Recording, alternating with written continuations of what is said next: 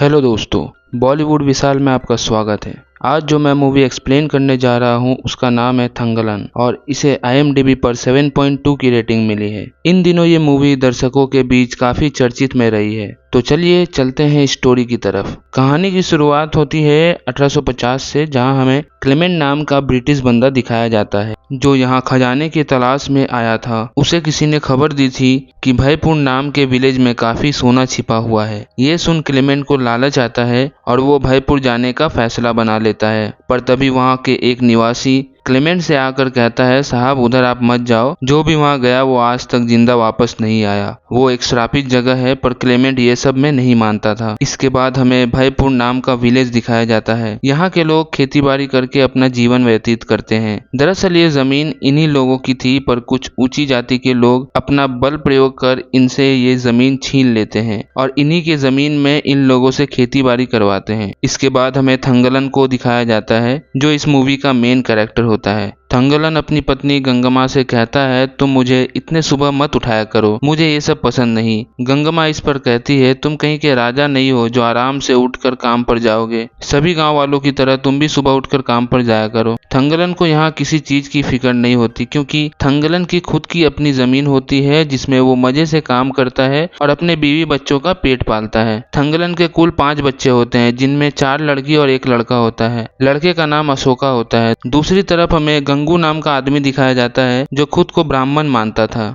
और गांव के सभी नौजवान और बच्चों को ब्राह्मण शिक्षा देते हुए कहता है, अगर तुम्हें ऊंची जाति में जाना है तो तुम्हें पूरी तरह शाकाहारी बनना पड़ेगा और पूरी शिद्दत से देवी देवताओं की पूजा करनी होगी, जिससे देवी देवता प्रसन्न होकर तुम्हें स्वर्ग में जगह देंगे। इसके बाद रात होती है और यहाँ थंगलन अपने बच्चों के साथ जमीन पर सो रहा होता है। पर तभी थंगलन के बच्चे थंगलन से कहते हैं, पापा मुझे नींद नहीं आ रही, आप कोई कहानी सुनाओ ना। इसके बाद थंगलन अपने परदादा की कहानी सुनाते हुए कहता है, यहाँ से कोसों दूर एक 100 फीट हाथी जितना बड़ा पहाड़ है, जिसके पीछे एक नदी है जहाँ तुम्हारे दादा अपने लोगों के साथ रहते थे और हर रोज पानी से सोना निकाल कर जमा करते थे। पर एक दिन वहाँ के कुछ जमींदार को इसकी खबर लग जाती है और वो तुम्हारे परदादा और उनके लोगों के ऊपर हमला कर देते हैं। पर तुम्हारे दादा बहुत साहसी थे, सब लोगों को मार गिराते हैं। इसके बाद वो जमींदार अपने लोगों को वहां भेजता है जहां से हमारे परदादा सोना निकाला करते थे। उनके लोग वहां से कभी वापस नहीं आते, क्योंकि उसी जगह की रक्षा आरती नाम की एक चुड़ैल कर रही थी। उन जमींदार के लोगों को ये पता नहीं होता कि वो सोना कैसे निकाला जाता है। इसके बाद हमारे परदादा उन जमींदार से कहता है, अगर तुम्हें वो सोना चाहिए तो तुम्हें इसके बदले हमारी जमीन हमें वापस करनी होगी। इस पर जमींदार मान जाता है। अगले दिन हमारा परदादा और उनके कुछ लोग सोने की तलाश में निकल पड़ते हैं। पर तभी रास्ते में आरती नाम की चुड़ैल आ जाती है और हमारे लोगों पर हमला कर देती है। पर हमारे परदादा डट कर लड़ाई करते हैं और उस आरती नाम की चुड़ैल को मार गिराते हैं, जिससे हमारे परदादा को काफी सोने मिलते हैं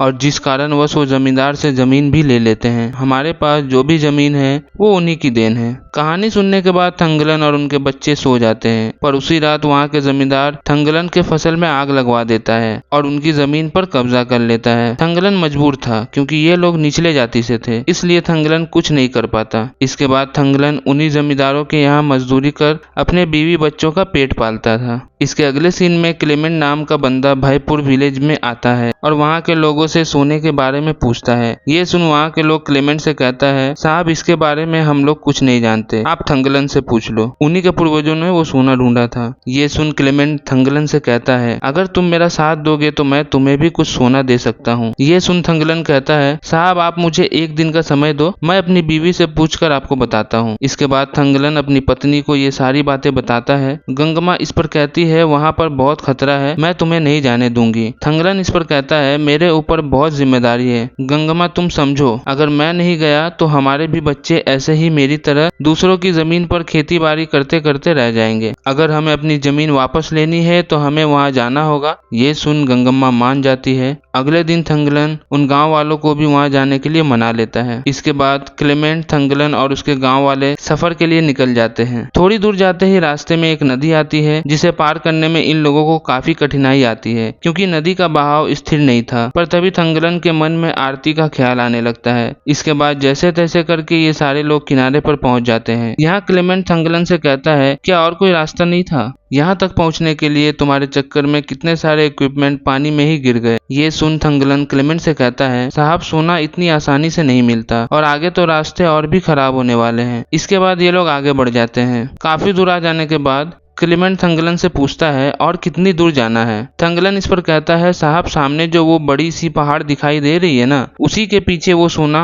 हो सकता है। थोड़ी देर बाद ये लोग पहाड़ के पीछे वाले रास्ते में पहुंच जाते हैं, पर तभी वहां ब्लैक पैंथर आ जाता है, जिसे देख सब लोग डर जाते हैं। पर थंगलन उसे देख उससे मुकाबला करने लगता है और उसे मार गिराता है। ये सब देख क्लेमेंट का फ्रेंड आर्थर क्लेमेंट से कहता है, ये थंगलन हम लोगों को एक दिन मरवा के ही छोड़ेगा। ये सुन थंगलन का बेटा अशोका भड़क जाता है। वो तुरंत आर्थर के ऊपर गन पॉइंट कर देता है। ये देख आर्थर भी अशोका के ऊपर गन पॉइंट कर देता है। यहाँ माहौल काफी गर्मा गर्मी हो चुका था। तभी अशोका गलती से फायर कर देता है और गोली जाकर क्लेमेंट के हाथों में लग जाती है। माहौल की नजाकत को समझते हुए थंगलन क्लेमेंट को समझाता है और फिर ये लोग आगे बढ़ने लगते हैं। थोड़ी दूर जाते ही इन लोगों को एक गौतम बुद्ध का टूटा हुआ मूर्ति दिखाई देता है। ये देख थंगलन को याद आता है कि हमारे परदादा ने जब यहाँ से सोना लिया था तब ये मूर्ति उसी वक्त युद्ध में टूट गया था। इसके बाद वो लोग सोना ढूंढना चालू कर देते हैं। तभी वहाँ आरती का छलावा आ जाता है और थंगलन के लोगों के ऊपर हमला कर देता है। पर तभी थंगलन आरती का जैसे तैसे सामना करता है,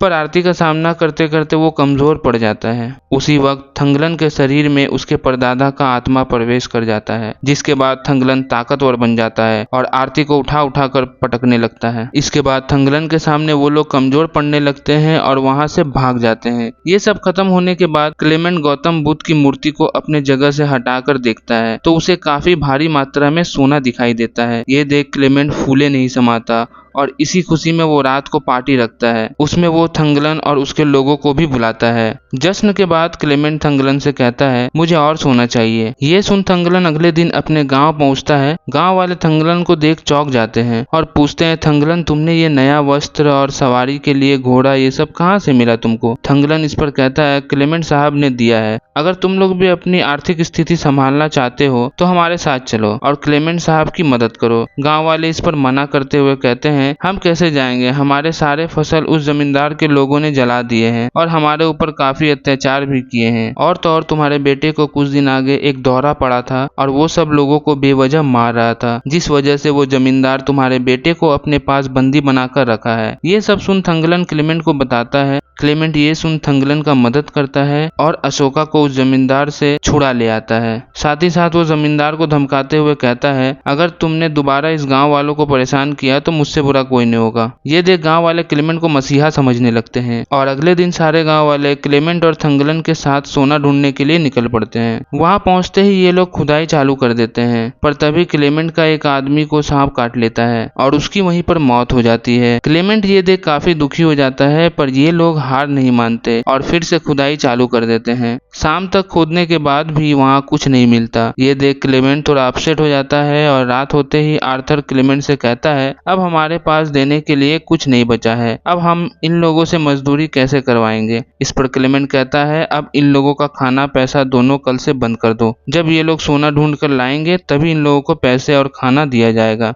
अगले दिन काम शुरू होता है। काम शुरू होते ही क्लेमेंट उन लोगों से कह देता है, अगर तुम लोगों को खाना और पैसा चाहिए तो सोना ढूंढ कर लाओ। ये सुन ये लोग और मेहनत से काम करने लगते हैं, पर जैसे जैसे समय बीतता है ये लोग बिना खाना और पानी के कमजोर पड़ने लगते हैं। इसके बाद सभी मजदूर थंगलन से कहता है, अब हमारे अंदर काम करने की शक्ति नहीं बची है। इसके बाद वो लोग काम रोक देते हैं। थोड़ी देर बाद वहाँ पर एक बूढ़ा आदमी आता है और थंगलन से कहता है, तुम्हारे पूर्वजों ने सोना पाने के लिए आरती नाम के चुड़ैल की हत्या की थी, जिसके बाद उन लोगों को काफी मात्रा में सोना मिला था। अगर तुम्हें भी वो सोना चाहिए तो तुम्हें आरती को मारना होगा। ये सुन थंगलन बूढ़े से कहता है, राय देने के लिए शुक्रिया, पर हमें ये सब नहीं करना है। हम लोग मेहनत करके भी सोना ढूंढ सकते हैं। इसके बाद थंगलन मजदूरों के लिए शिकार पर निकल जाता है और खाने का प्रबंध करता है। अब रात हो जाती है और रात में जब ये लोग आराम कर रहे होते हैं तभी इनके घरों में जमींदार के लोग आग लगा देते हैं, जिससे ये गांव वाले काफी डर जाते हैं। ये देख थंगलन उन गांव वालों को हिम्मत देते हुए कहता है, अगर हमें जमींदारों के अत्याचार से छुटकारा पाना है तो हमें वो सोना ढूंढना होगा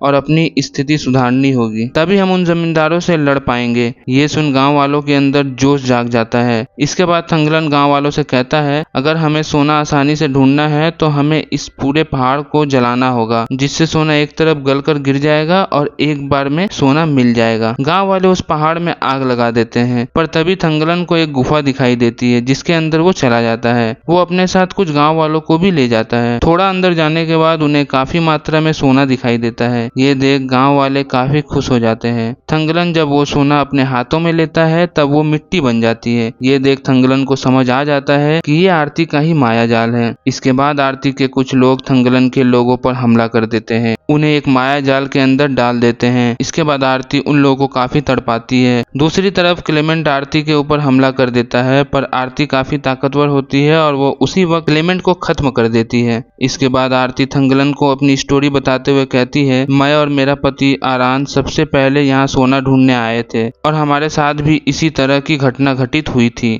इस जगह पर मेरे भी काफी लोग मारे गए थे। तुम्हारे दादा परदादा और उनके पूर्वजे भी यहाँ काफी पहले सोना लूटने के लिए आए थे और वो भी इसी तरह मारे गए। ये सिलसिला पीढ़ी दर पीढ़ी चलता गया। इसके बाद थंगलन आरती से कहता है, मुझे ये सोना अपने लिए नहीं पूरे गांव की भलाई के लिए चाहिए, क्योंकि हम सब की जमीनें एक ऊंची जाति के जमींदार ने हड़प लिया है। अगर हम उसे कुछ सोना दे दे तो वो हमारी जमीनें वापस कर देंगे, जिससे हम सब गांव वाले खुशी खुशी खेती बाड़ी करके अपने बीवी बच्चों का ध्यान रख पाएंगे। ये सुन आरती भावुक हो जाती है और थंगलन को थोड़ी बहुत सोना दे देती है। थंगलन सोना लेकर अपने गांव पहुंचता है। ये देख गांव वाले काफी खुश हो जाते हैं। कुछ समय बीतने के बाद वहां और ब्रिटिश अंग्रेज आ जाते हैं और सोने के बारे में पूछने लगते हैं, पर गांव वाले उन ब्रिटिश अंग्रेजों को धक्के मार के गांव से बाहर निकाल देता है। कहानी यहीं पर समाप्त हो जाती है। स्टोरी आपको कैसी लगी कमेंट में जरूर बताएं और हमारे चैनल को लाइक शेयर एंड सब्सक्राइब करना ना भूलें। मिलते हैं आपसे अगली स्टोरी में, तब तक के लिए bye bye and take care.